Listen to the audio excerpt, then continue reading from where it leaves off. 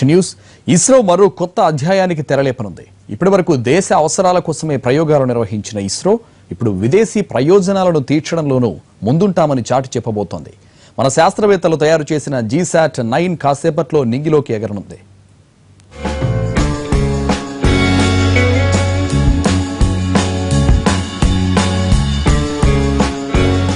ఇస్రో తన సేవల్ని విస్తరిస్తోంది. ఇప్పటిదాకా మన దేశానికే పరిమితమైన ఇస్రో ఇప్పుడు మైత్రి ఉపగ్రహ ప్రయోగంతో సార్క్ దేశాల అవసరాలను తీర్చనుంది.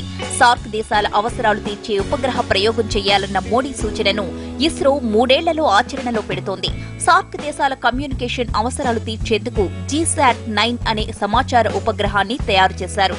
235 కోట్ల రూపాయల వ్యయంతో ఈ ప్రాజెక్టును సిద్ధం చేశారు. ఇవాళ సాయంత్రం 4:57 నిమిషాలకు GSLV F09 రాకెట్ ద్వారా శాటిలైట్ ను నింగిలోకి పంపించనుంది ఇస్రో.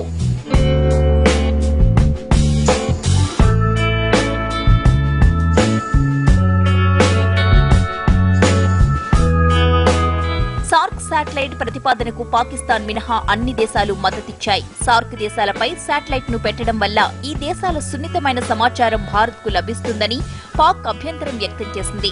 దీంతో సార్క్ శాటిలైట్ అని దీనికి నామకరణం చేయాలనుకున్నప్పటికీ భారత్ వెనక్కి తగ్గింది.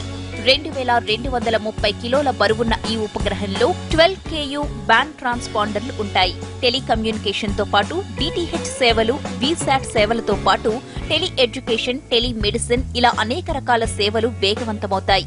ఈ ప్రయోగంపై మన దేశంతో పాటు సార్క్ దేశాలు ఎంతో ఆతృతతో ఎదురుచూస్తున్నాయి. ఎప్పుడూ లేని విధంగా ప్రయోగానికి సంబంధించి ఎలాంటి ప్రచార ఆర్భాటాలు చేయొద్దని కేంద్రం ఇస్రోకు సూచించింది.